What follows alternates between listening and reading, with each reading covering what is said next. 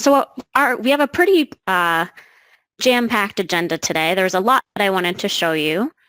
So the first thing I'm going to show you is how to use a resource that I created in order to create a new class. Then we're going to briefly overview the class search feature to help you find the classes that you're looking for quickly. We'll review how to enroll students in a class, how to enter attendance and exit students from a class for the various attendance models or enrollment models. We will be reviewing how to change the funding source because a lot of you have questions about that. And lastly, we will be quickly going over the Stat Classes feature, and then we'll have some time for questions. So here is a resource that I put together to help users figure out how to designate a class in DAISI. So there are 4 rows, each of which has a question, and each of these 4 rows corresponds to a question on the Add Class page in DAISI 2.0. So for example, for this first row, you'll notice that there's delivery method on the side. So whichever response you choose to the question, will your class meet in person? That's what you're going to choose for this delivery method question in DAISI. So to choose how to designate your delivery option, you'll be thinking about the question, will your class meet in person?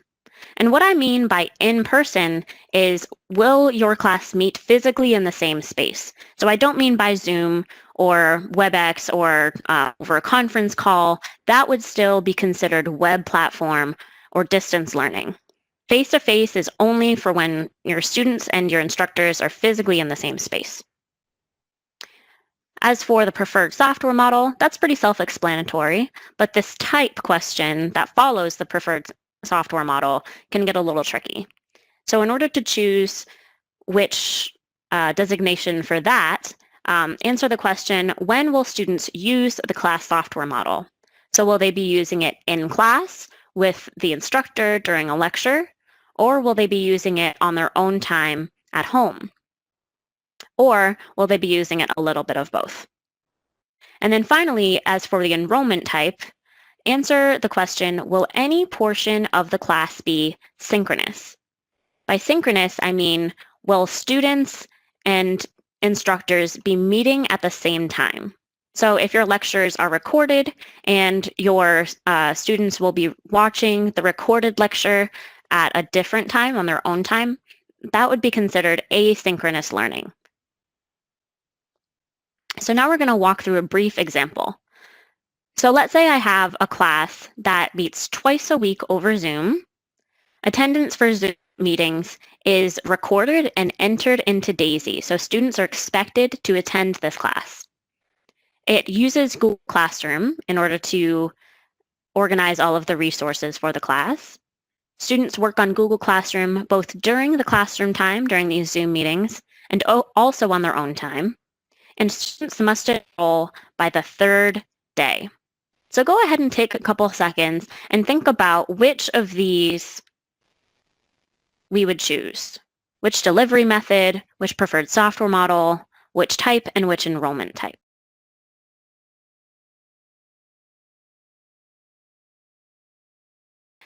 This is a web platform or distance learning class because we are not meeting physically in the same space.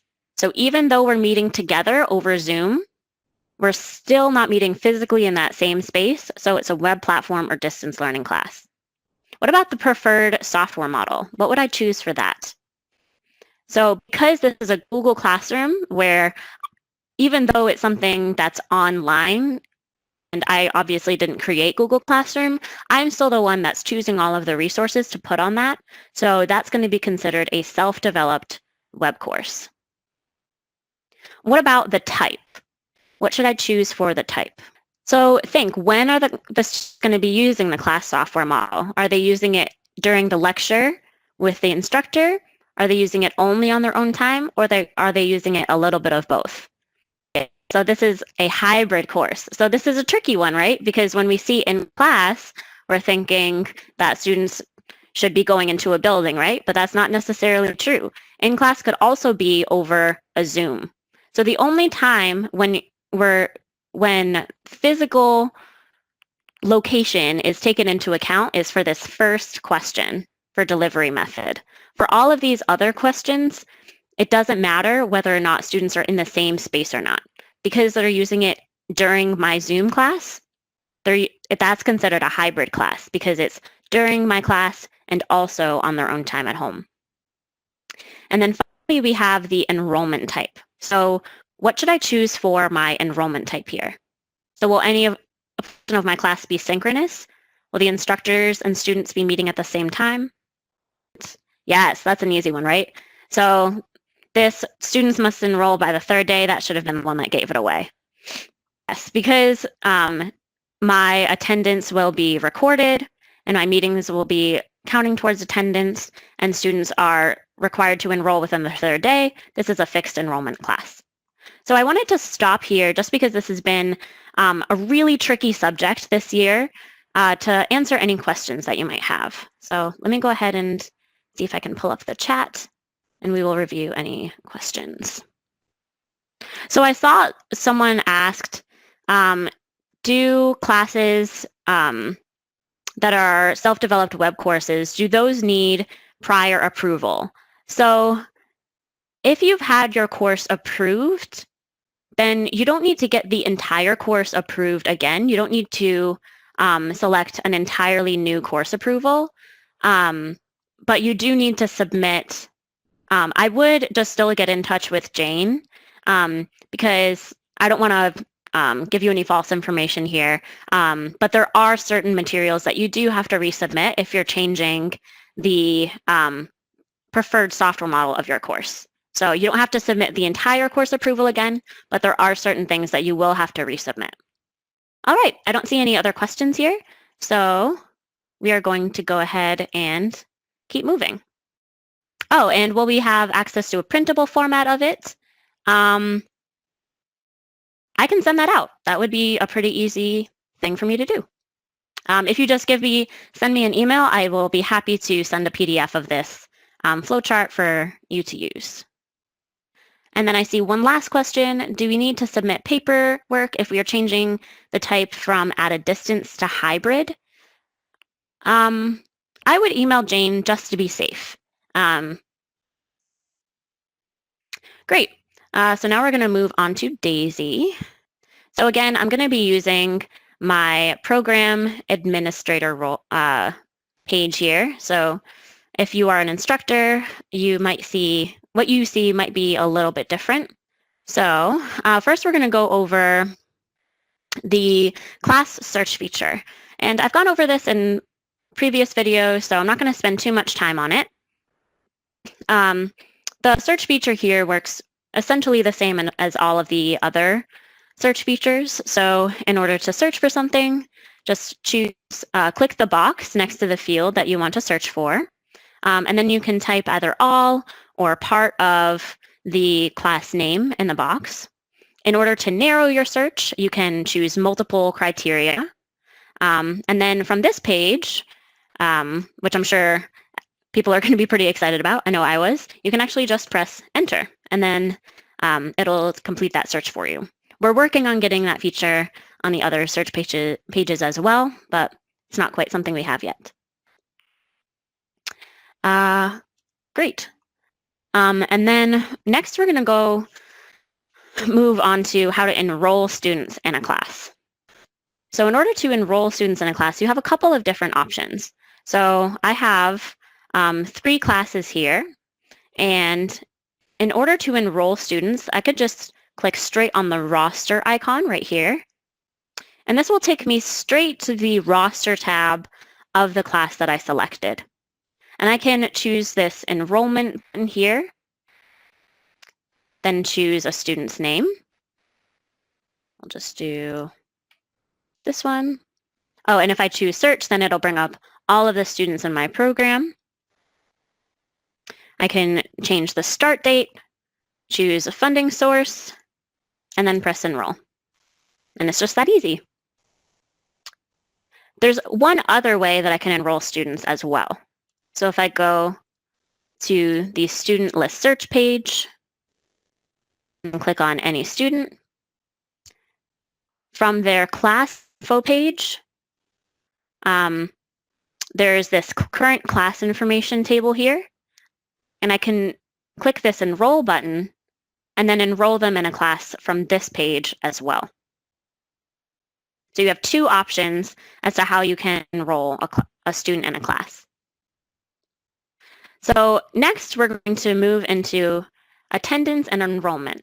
So there are a few different enrollment types. So there's fixed and open entry, and then there's hybrid, and there's individualized. And I'm going to go over each of them separately because the way in which you take attendance and exit a student from a class is different. It's a little bit different for each of them. So we're going to start with a fixed, or I believe it's an open entry class, but fixed and open entry are the same in this regard. So for a fixed or open entry class, you're going to see a regular attendance grid like this. The first 7 columns are what we call read only. So that means that if I click on any of these cells, you notice I can't change them because they are for display purposes only.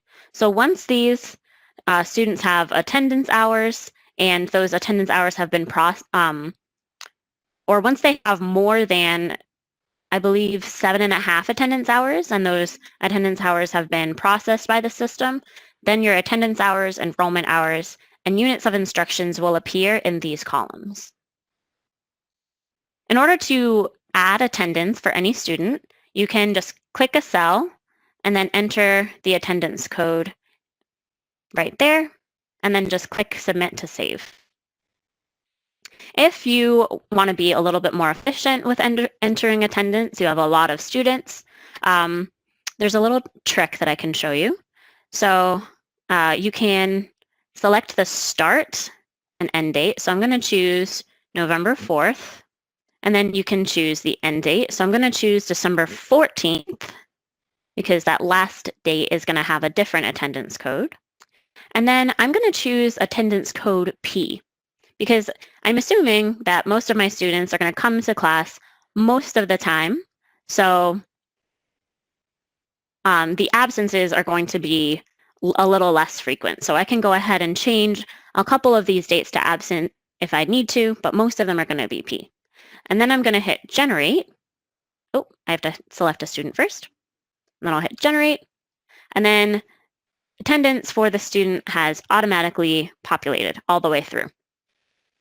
And then if I need to delete attendance for whatever reason, let's say I really messed up and I completely need to start over, then I can enter the start and end dates again, and then I'll select attendance code FC, hit generate, and then my attendance is gone.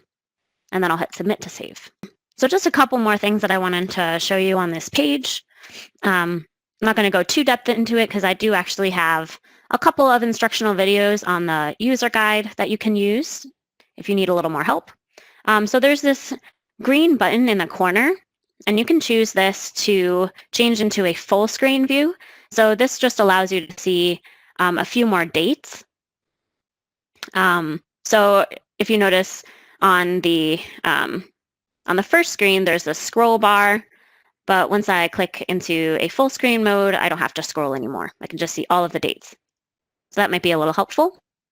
And then also a new feature on this page is the print attendance button.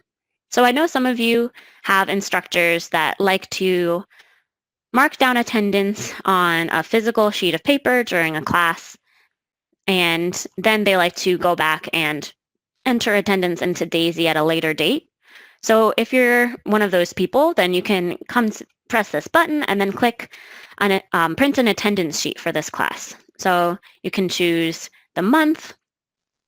You can choose from a variety of these different formats. So you have just the class template, so it'll have the class dates, but no student names. You can have the class and student names, but blank. So I would recommend this if you are planning on using this to mark down attendance before you enter it into DAISI, or if you want to save this attendance grid for a record. We know that it's an ICCB policy that you need to keep a signed record of attendance for 5 years. So once you're done entering attendance, you can also just print the entire class with all of the students and all of the attendance entries and then sign that. So I'll just do no attendance entries. You can either use masked social security number or student ID if you want to be a little more careful of student information. And you can choose between all of the students in the class or just the ones that are currently active. And when you print submit, takes a couple seconds, you will get this grid with all of the dates. The dates that are not class dates are grayed out. And then it'll tell all of the attendance codes underneath so that you know which ones to enter. And that's it. And then you can use this to record your attendance. So in order to exit a student from a fixed or open entry class, you have a couple of different options. So there are 3 exit codes that will exit a student from a class in a regular attendance grid. There's complete, which means the student has finished the course. There's drop, which means the student will no longer be enrolled in the course. And then there's administrative withdraw, which means the student enrolled in the course, but they never showed up. So you can't even enter an enroll code for them because they never came on their first day. So if a student enrolled in a class and then they never attended the class, then you'll use an administrative withdraw to just remove them from that class. So let's say John Doe, this first student here, is one of those students. He signed up for this class, but then he realized it didn't fit his schedule, and so he never came. So for him, I'll just put an AW. And then we have Oscar Gonzalez, who has come. He's attended every single day. And so for this last day of the class, I would enter a C because he's completed the course. And then we have Rachel Green, who enrolled in the class, but her attendance has been a little bit erratic. And so after about a month of non-attendance, or rather 3 weeks of no attendance, we're going to drop her from the course. And so drop is kind of one of those unique attendance codes in that once you enter it, you'll get this whole list of reasons here. So there 1 through 13 are ICCB entered. So these are ones that you can't change. They're automatically entered for you. And then there are other attendance codes that you can enter using the administration tab if you have the authority to do so with your account. So I'm going to say that she had some lack of dependent childcare resources. That's why she couldn't come. And so that's why she dropped. And then I'll press submit. And so you'll notice that my attendance grid immediately went blank. And I'm going to go over why that happens in a little bit. We'll come back to that. So that is how you enter attendance and exit students from a regular attendance grid. And this type of attendance grid, again, is for fixed and open entry classes. Next, we are going to go over an individualized attendance class. So this is an individualized attendance grid, and for the most part, it looks the same. We have the dates here, but what you might notice is instead of just like Monday and Wednesday, like you might have seen on the previous grid, it has all of the dates. That's because individualized attendance grids or individualized classes don't have class meeting times. So that's why you see all of the dates between the start and end dates of the class on this grid. So instead of entering an attendance code in this class, you're going to enter the number of hours that the student accrued based on the class's clock time model.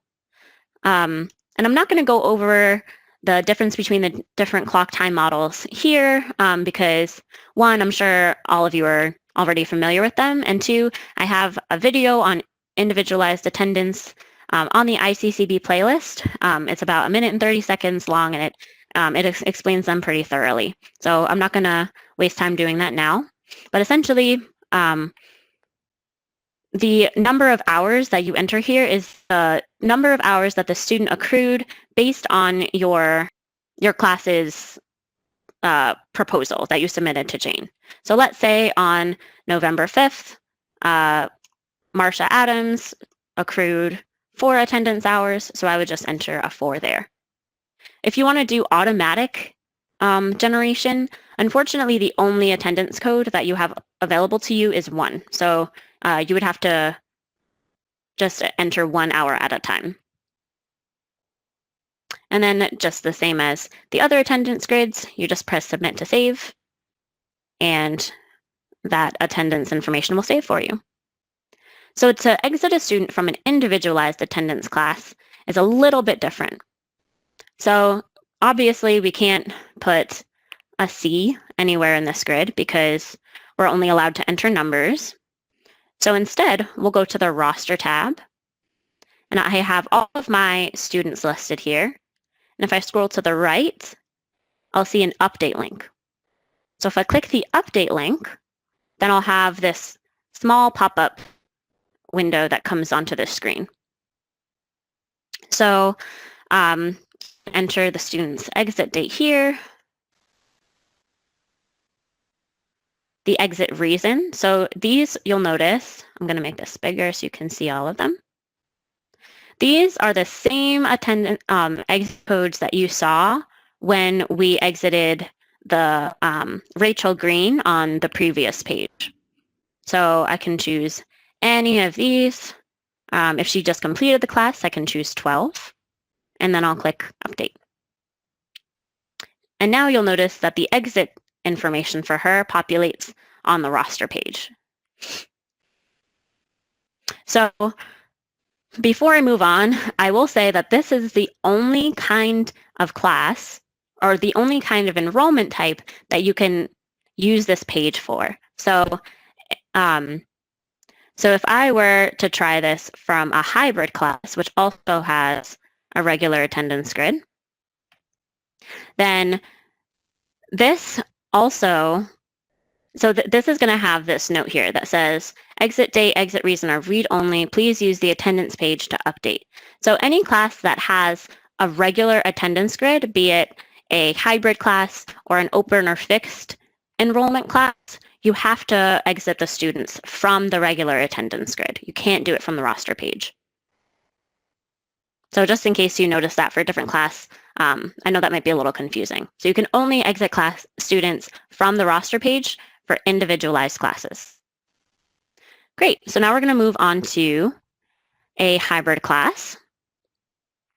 So I have a regular attendance grid, and I also have an individualized attendance grid. So in a hybrid class,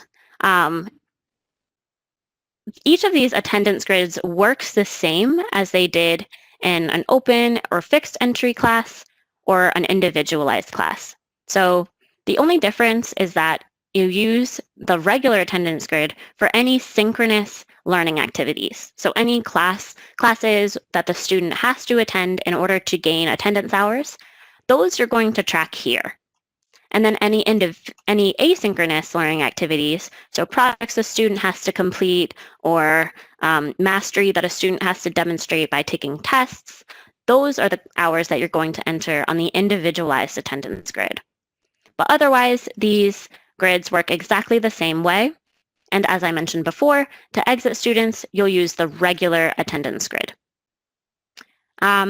So next, well, I wanted to pause here first because I saw a lot of questions popping up into the chat.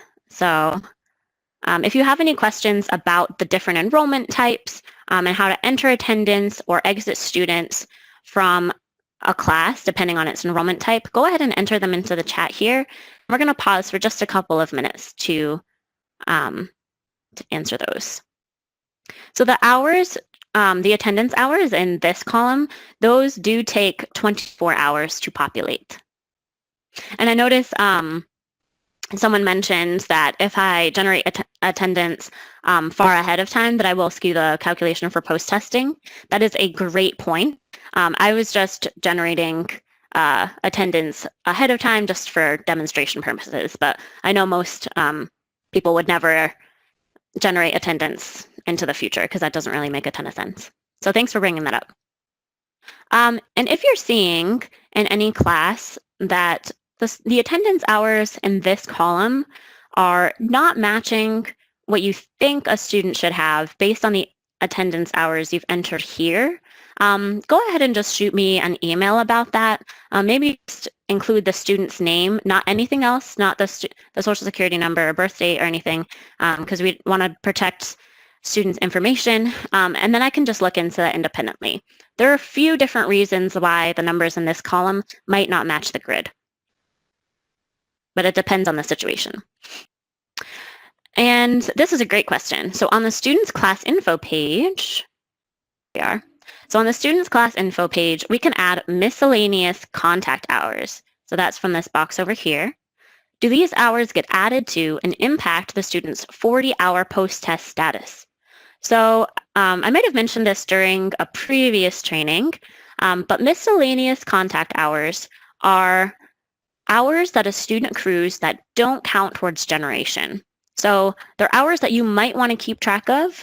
For example, if you want to know how long a student spent in the learning lab or computer lab or with a tutor, then you can enter those miscellaneous contact hours here, but they don't count towards a student's aggregate hours. So they're different from attendance hours in that way. And I noticed someone said, does the exit date auto-populate or do we have to do it twice? So for a fixed entry class, I believe the attendance code will auto-populate after the end date of the class, but for open and individualized enrollment, the attendance code does not auto-populate. So you do have to manually exit a student from an individualized attendance class or a open entry class. This is a great question. In the individualized attendance grid, when you choose the exit code, will it count as student hours? I'm actually not sure about that. I will look into that for you. I would assume it wouldn't because, great. So the reason on a regular attendance grid that an exit code will generate hours is because the class has a schedule. So DAISI knows that that complete code will be equal to 3 hours because that's the length of a class period. But for an individualized attendance grid, there's no schedule for DAISI to refer to. So would it accrue 1 hour? Would it accrue 5? It has no idea. So I'm leaning towards no, but I will look into that for you. That's a great question. And for a hybrid class, if exiting on a regular attendance grid, will individualized automatically exit too? Yes. So the exit code is class-wide. So whether or not there's one attendance grid or two, the student will be exited from the entire class. Oh, this is also a great question. What if I exited the wrong student? Can it be recovered? Allow me to explain. So let's go back to class 1. So again, when we go to the attendance grid of this class, it's blank because all of my students have exited the class. So in order to bring them back, I can just switch this drop-down menu from active to all, and then click refresh. And now all of my students are back. So let's say I didn't actually mean to exit John Doe. I can just delete this attendance code, hit submit, and if I choose back to active, now he's back on this grid, so he's no longer exited from the class. So you can edit an exit code after you've exited the student from a class. And as for the midterm and final grades that are also available under the Update tab, yes, if you are administering tests, you are required to enter those midterm and final grades there. And I think these are, again, this is something that I will have to follow up with, but I believe these are different from the student's test page. So this isn't where you would enter a student's TABE or CASAS. That would be the testing page. Great. So that is attendance and exit codes. So hopefully that answers a lot of questions that people have had about those things. And next we're going to talk about changing a funding source. So I've received a lot of questions about this because it is kind of a complex topic. And so I'm going to go back to class 1. And this class is, for the funding source, I chose assign at student placement. So let's say, and if you notice, all of my students right now are funded by state basic money.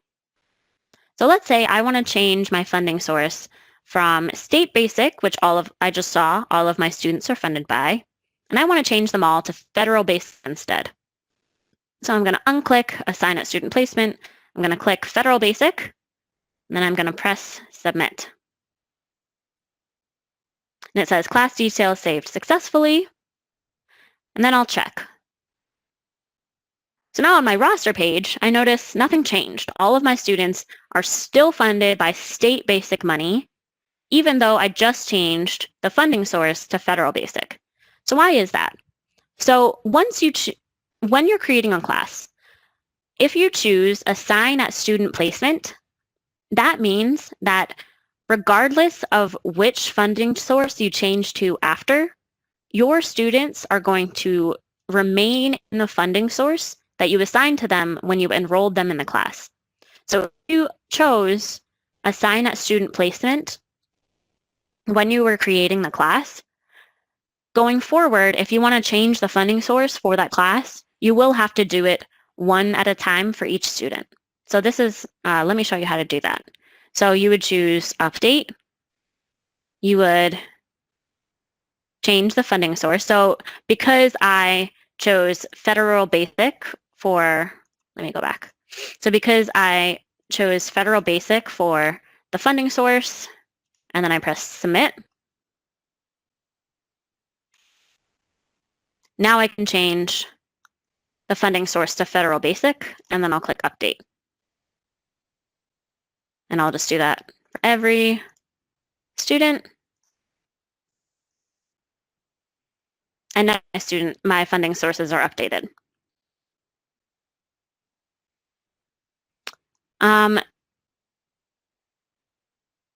Great. So then let's say I want to change the funding source in a class where I didn't assign that student placement. So I have a class called ASE 101. And for this class, I chose federal basic as the funding source. So if I go to my roster page, I'll see that all of my students are funded by federal basic. So for this class, I want to change from federal basic to state basic. So I'll choose state basic. I'll deselect federal basic, and I'll click submit. This time I get an error. It says funding source cannot be removed, found few students for federal basic. What that means is that DAISI can't remove federal basic as the funding source for this class because students are already being funded by that funding source. So in order to change from federal basic to state basic, I have to take a couple of more steps. So instead of changing to state basic and then deselecting federal basic, I have to choose state basic in addition to federal basic. Then I'll be able to click submit. And once I have federal basic as an additional funding source, then I can go to my roster page, select change funding, select all of my students, change from federal basic to state basic, and then click submit. So then if I go back to my roster page, I'll notice all of my students are now funded by state basic. Then once I've done all of that, all of my students are funded by state basic. No one's funded by federal basic anymore. Then I can go back to my class page, deselect federal basic, and hit save. And now I'm able to remove that as a funding source.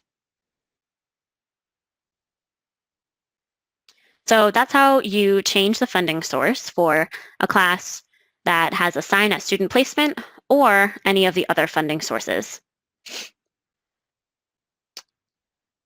And the last thing I wanted to review was the stack classes page. Oops.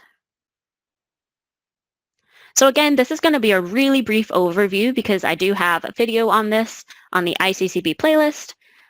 You're free to check that out if you have any additional questions about this page.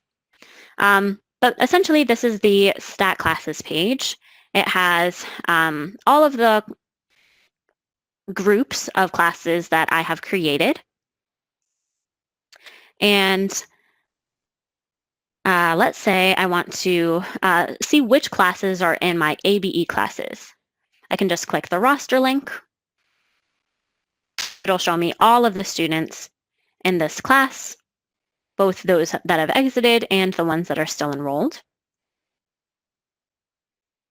And so I see that there are 6 students on my roster here, but when I go to the attendance grid, I only see 3 students. And again, that's because 3 of my students have already exited from the class. So if I want to see all of my students, all I have to do is switch from active to all, and then hit refresh. And you'll also notice that on my attendance grid here, for Marsha Adams, a lot of these dates are grayed out. So that's because Marsha Adams attended a class that started on September 7th. So her class time was not part of this August time period here. So that's why these days are grayed out for her. So then I can also, on my stat classes page, if I want to see the list of classes that are included in this stat class, I can go to list. So I see that there are 2 classes in this stack of classes, and there's this delete link here. And any logical person would think, oh, if I wanted to remove a class from this stat class, I should just press delete, right? Because that means that it'll be deleted from this stat class. That is actually a misconception. So pressing delete will delete this entire class and all of its data.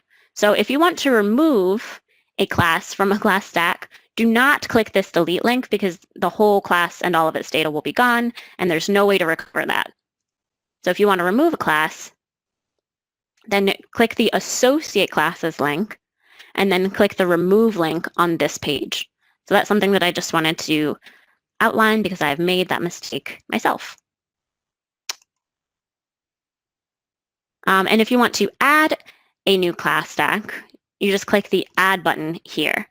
So that's the other thing that's a little bit confusing on this page is if you want to add a class to ABE classes, you think, oh, I'll just click add. So that's how you add a new stack group. But if you want to add classes to this stack class, you press associate classes. So that's another thing that's a little tricky here.